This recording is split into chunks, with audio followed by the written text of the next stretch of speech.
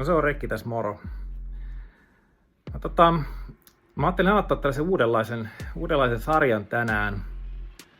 Tällainen pienen storina. Mä oon pelannut tätä pokeria suurin piirtein tuosta vuoden 2020 alusta alkaen. Ja mulla oli jossain vaiheessa semmonen vähän niin kuin pieni haave, että ehkä mä nousen tästä tasoja pikkuhiljaa ylöspäin. Vähitellen mä nousen sellaiselle tasolle, että mä alan tienaamaan sillä pokerilla selvästi enemmän kuin vaikka mun päiväduunissa. Ja sitten mä lopettaisin ehkä ne mun päivätyöt ja jatkaisin pokerin pelaamisella. Mutta tää ei ole kyllä nyt mitenkään tapahtunut, eikä se mua mitenkään erityisesti niin kuin harmita. Vaan tavallaan niin kuin aika mukavasti asettunut nyt pelaamaan noita low stakes pelejä.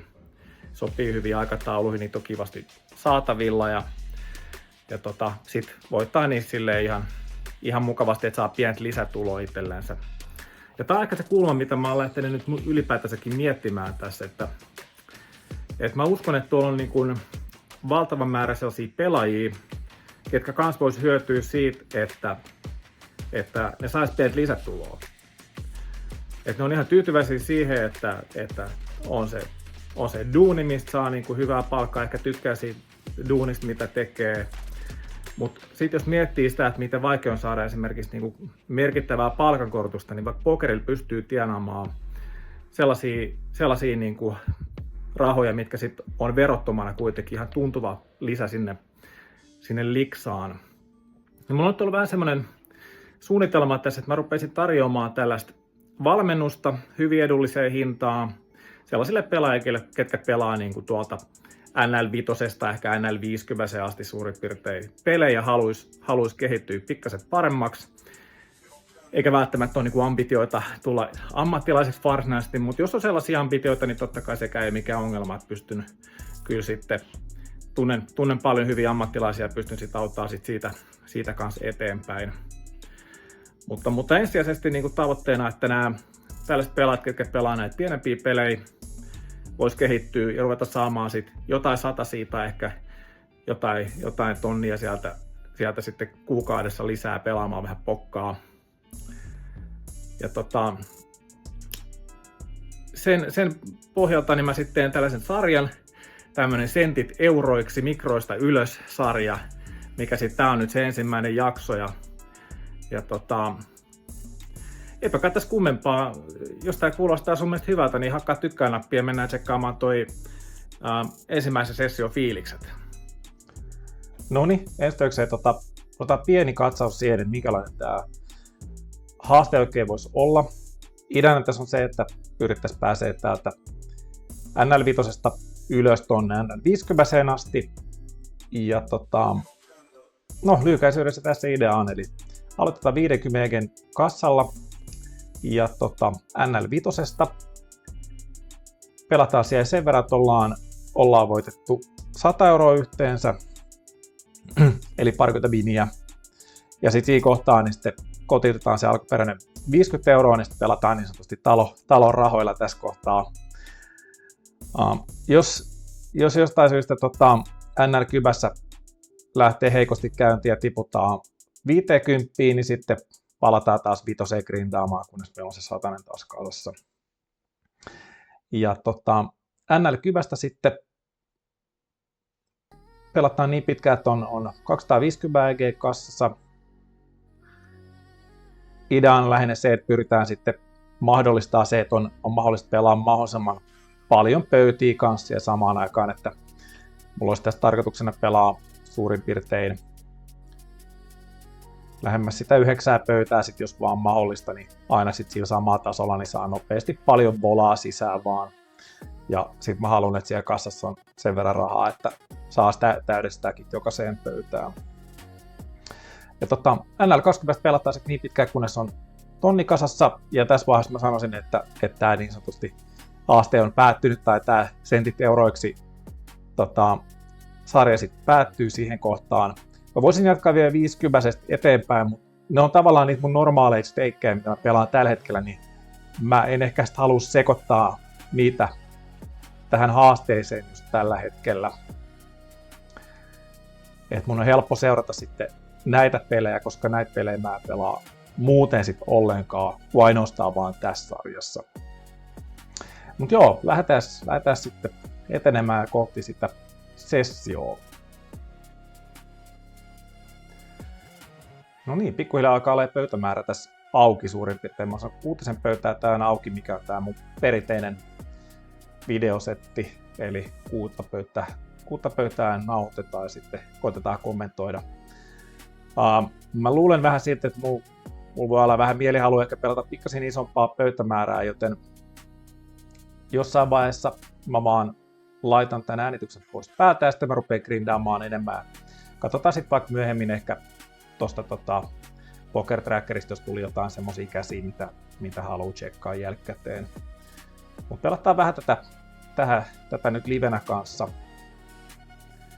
Niin saadaan nähdä livenä näitä tilanteita kanssa, koska se on ihan mielenkiintoista. Niin ei tule niin kuratoituna. No, täällä 7 vaikuttaa mun mielestä ihan kohtalaisen vahvalta. Lyödään tommonen puolapottiin ja katsotaan mitä tapahtuu. Mulla ei tässä vaiheessa vielä ole niinku yhtään mitään hajua, että miten tää peli täällä pelaa. Sen mä oon huomannut, että täällä on ihan valtava määrä short stackkejä. Eli todennäköisesti suurin osa vastustajista on ihan tosiaan niinku viihdepelaajia ja ei silleen niinku pelaa erityisen vakavasti tätä hommaa. No, se tuli heti all in. Luulen, että 7 on ihan riittävän hyvä menemään keskelle tätä vastustajaa vastaan, että katsotaan mitä sieltä kääntyy.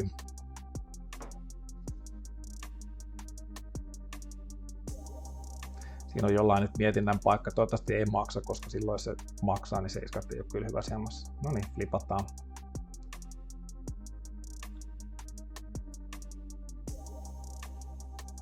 Vaikea päätös.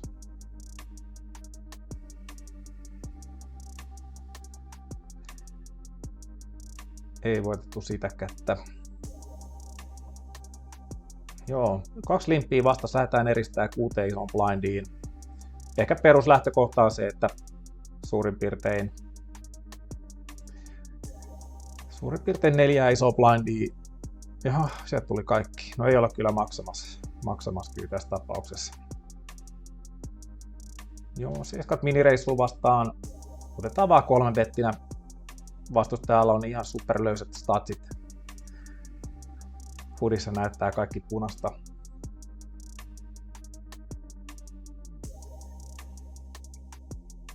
Ja siitähän me tykätään. Ihan kohtalaisen hyvä floppi. Lyödään pieni C-betti ja katsotaan kilahtaako vastustaja siihen. Sitten sökötellään. Tässä vaiheessa musta tuntuu, että mun käsi on aika usein tässä kyllä paras. Katsotaan löytääkö vastustaja bluffia tässä. Wallpottia lyönti ei olla ikinä foldaamassa tässä tapauksessa. Esitetään vähän aikaa, että mitä tuossa miettii, mutta aina me tää maksetaan. Alright, 8 kääntyi sieltä.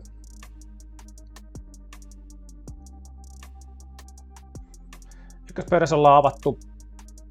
2 maksajaa saatiin. Lyötiin floppia pienesti, saatiin taas 2 maksajaa. Joo. Käsi vaikuttaa tähän hyvältä, mutta ei mitkään nutsit, ettei tässä haluta keskelle kyllä mennä missään nimessä. Joten mä lyön pienesti ja katsotaan, miten vastustajat reagoi foldilla. Tässä avattiin kurkojätkä offari ja 2 maksajaa, tuttuu tapaa. Aika hyvä käsi, mutta minbettiin vastaan mä luulen vaan flättään ja katon, että saadaanko lisää equityä. Jos ei saada, niin saadaan alkaa bluffaamaan.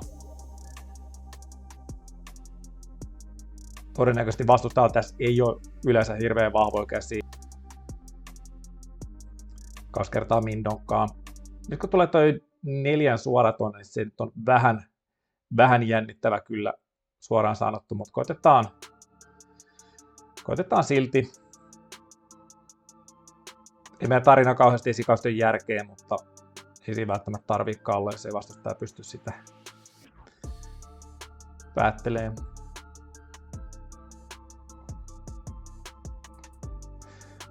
Täällä vastustaja limppasi ja eristettiin. Nythän meillä on niin hyvä käsi, että me vaan lyödään isosti ja koitetaan saada kaikki merkit keskelle vaan mahdollisimman tehokkaasti. Noniin, S7.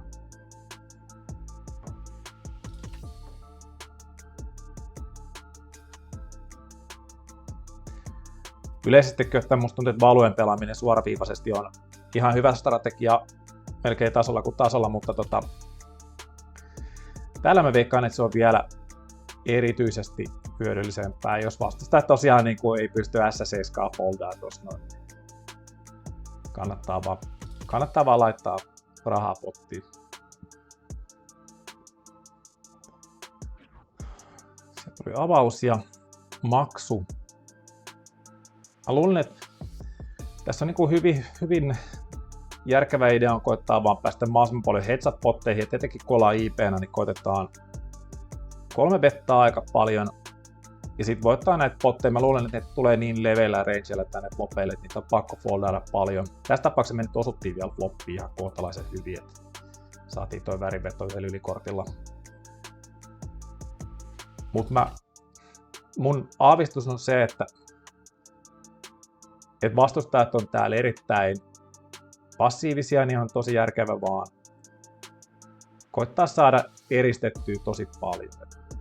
3 bettaa positiosta erityisesti niin ihan mielipuolisen määrän ja sitten koittaa voittaa niitä potteista post-flop. Mielellään silleen, että pääsisi pelaamaan yhtä vastustajaa vastaan, koska niitä on aika paljon vaikeampi voittaa, kun on useampi vastustaja potissa. Pitää olla sitten heti vähän parempi käsi ja vaikeampi saada laitettua rangeille vastustajia. Osu hyvä käsi, niin donk. Ei ole kauhean hyvä boardi, mutta bluffaa isosti toi. Vaikka vetäisinkin slideri tappiin. No täällä flopataan kans hyvin. Nutsivärin veto. Ja sitten pari ylikorttia. Ei oikein nyt turnaa, mutta voidaan jatkaa barrelointia ihan ongelmitta.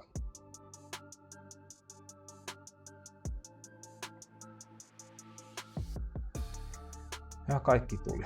No voi. No toivottavasti osutaan. Aika huono käsi, kyllä ollaan vastassa akatkin blokattu. No ei ole väliä, jos on onnekas, niin onnekas. Sehän mikä merkitsee.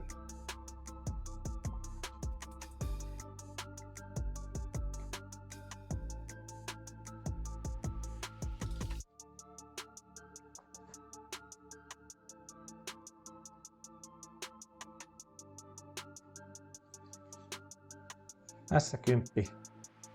2 no hetkinen, 1 postas. Vai 2 postas? Miten tää käsi oikein menee? Joo, 2 postas ja sieltä tuli minireissu päälle. 3 betataan vaan ehdottomasti. Musta tuntuu, että on ylipäätänsäkin järkevää näissä peleissä. Pelataan aika paljon vaan 3 bettejä. Ja tää nyt käsi ehkä ei ole muutenkaan hirveän hyvä, ehkä pistä multiveihin. Floppihan näyttää aika kivalta, niin ei muuta kuin pistetään pettiä sisään. Noniin, onpa vaikea peli. Laitetaan pieni turnin C-betti. Viho on aika shorttina kuitenkin. Katsotaan saataisiko vielä loputkin valuet raavittuun. No ei saatu. Ei tainnut olla kovin hävitsiä sit loput. Mamacitas. 2 maksua. Totta kai. Floppeja pitää nähdä. No, sieltä tulee aika iso liidi. Meillä on käytännössä nutsit tässä näin. Mitä mä ottaisin tehdä? Ehkä olin vähän liikaa. Koitetaan reissaa vähän niin kuin isompia kokoa, mutta ei kaikki ehkä ei pysty laittamaan keskelle. Noniin, sehän oli ihan näpsäkkäri turni. Jaha, ja helpoksi tehtiin. Värinveto 15,9%. Kahdesti vedetään. Ja kahdesti voitetaan.